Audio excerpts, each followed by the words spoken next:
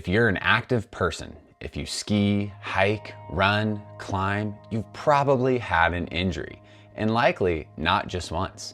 Maybe it got better, but never fully resolved. Maybe something else flared up right after. That's not bad luck. That is a pattern.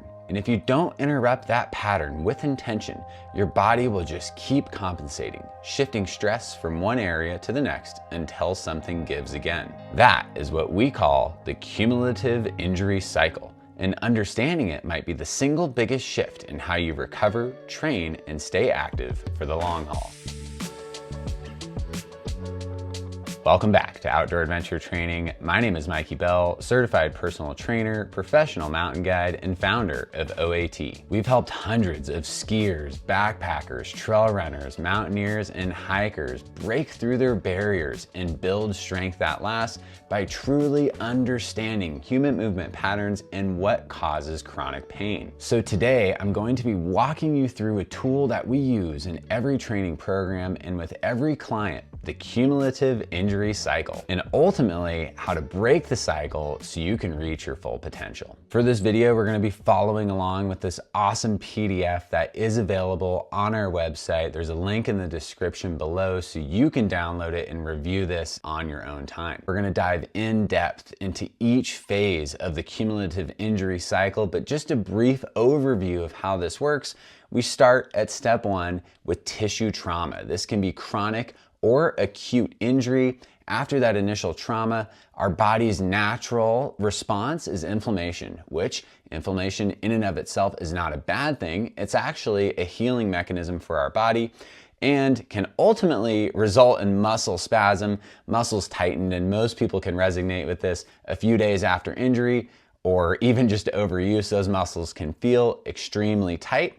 And if left unattended, these will form adhesions, and then ultimately that will lead to muscle imbalances, meaning one muscle is maybe tighter or not as strong as it should be, and this will ultimately result in altered movement patterns. And then when we have those altered movement patterns, the vicious cycle resumes again with new tissue trauma. So let's walk through it one step at a time, starting with tissue trauma. And I just want to point out that if you're an outdoor athlete or an active individual, injury sometimes is unavoidable, and that is okay. That means you're getting out there and living your life. Of course, we want to take precautions against injury, but if you're out there pushing your limits, sometimes it's inevitable and it's okay. And we have tools and resources to overcome injuries, and they can also be a really good opportunity to learn more about yourself and grow.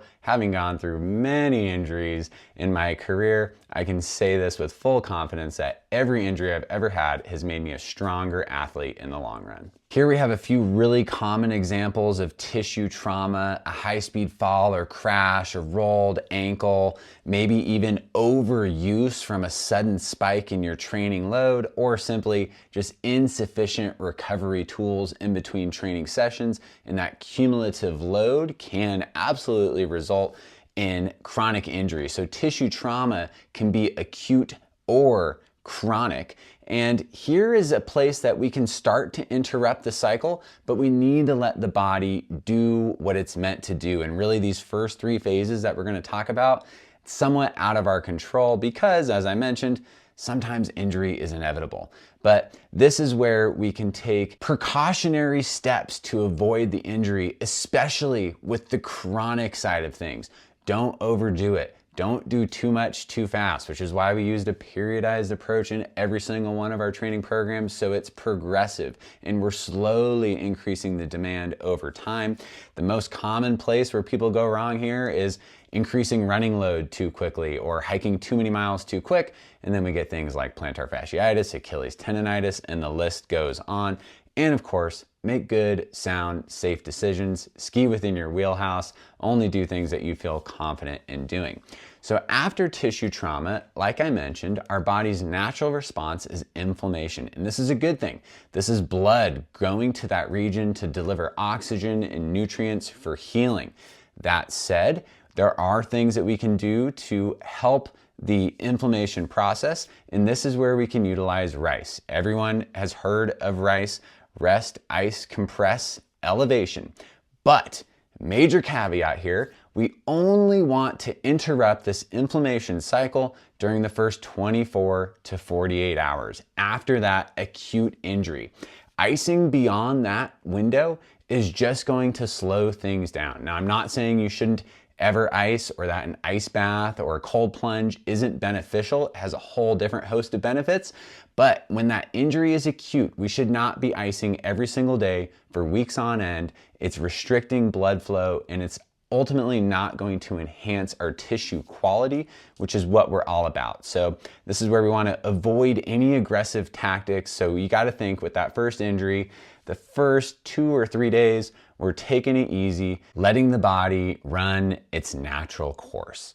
Now, after that inflammation, we're moving into muscle spasms, and this can last to up to the first week or maybe even 10 days. So if you've ever, let's say, rolled your ankle, it gets really swollen and inflamed, that's inflammation, and then the following days, the inflammation kind of comes down, but it's really stiff, it's really tight, there's a lot of guarding going on, you're walking very gingerly on it, you're likely limping a little bit, and this is where we're getting that localized muscle tightness, cramping, that protective movement pattern. It's probably still really painful and we're really bracing it. And this is where we need to migrate out away from rest, ice, compress, elevate, and move more so towards increasing blood flow.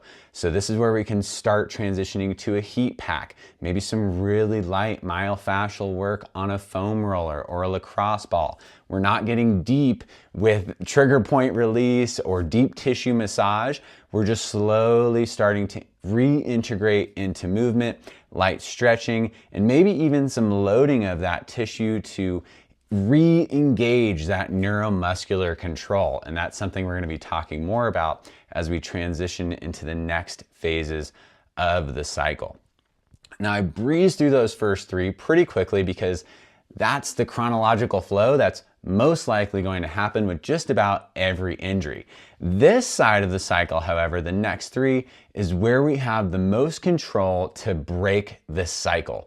The cycle is not something we want to do. This is a downward spiral. We want the upward spiral of getting better, getting more flexible, getting stronger and more efficient. We don't want to be getting tighter and more limited with our range of motion. So after that initial 10 to 14 day window, the inflammation is gone. Maybe that initial guardedness is mostly gone. I'm not saying it's going to be completely gone, but this is where we start to get that continual stiffness. Every morning when you wake up, my ankle is stiff. I have limited range of motion, especially if I've been sitting at work all day, not doing much. My stretch tolerance is low, meaning it doesn't take much to really feel that stretch, and the tightness doesn't get much better. If I just do a little bit of a calf stretch, it's still really, really tight. And this is where we need to start aggressively attacking the cycle and breaking up this pattern. And this can really be done effectively using myofascial release tools like a foam roller, massage balls, percussion massage guns are an amazing way to start interrupting this cycle and ultimately how our nervous system is responding. Here we can start getting more into the weeds with active mobility drills, trying to release some of this tension and regaining some range of motion through eccentric and dynamic strengthening exercises. And of course, the other side of training, which is hydration and nutrition, our tissue and our fascia need that hydration to stay limber and supple. So really staying on top of our hydration and water, electrolyte intake, and of course, getting adequate calories and protein for tissue recovery. I also want to mention that adhesions are not necessarily scar tissue, but more so tangled muscle fibers that inhibit that smooth and buttery range of motion that we all desire. And this is where that targeted release and active movement can kind of start to realign those muscle fibers so we can avoid the muscle imbalance. And this is something we see a lot.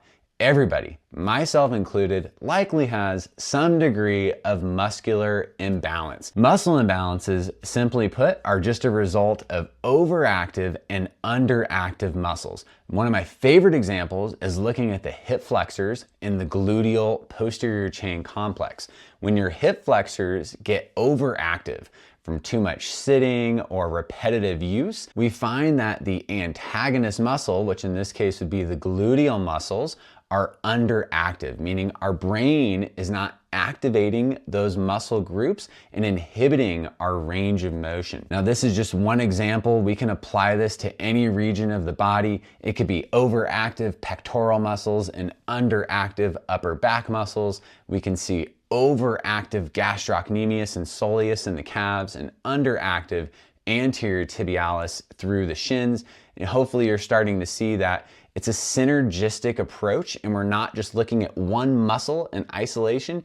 Even if you rolled your ankle and it's those peroneal muscles on the outside of your leg that are hurting, we need to look at the whole lower leg upstream and downstream from that injury because all of these systems play a role in effective movement patterns. I also want to point out that imbalances will not fix themselves through day-to-day movement. We need to be very intentional and have a plan, meaning every single day, or most days of the week at least, we are dedicating a chunk of time to improving this muscle imbalance through self-myofascial release work on the overactive muscles. So going back to the hip flexor and glute example, we need to open up and deactivate the hip flexors while simultaneously implementing activation and engagement techniques through the gluteal muscles so you can retrain your brain and your body to have better alignment and more balance through your musculoskeletal system. The last thing I'll say about muscle imbalances before we move on is utilizing a slow and controlled,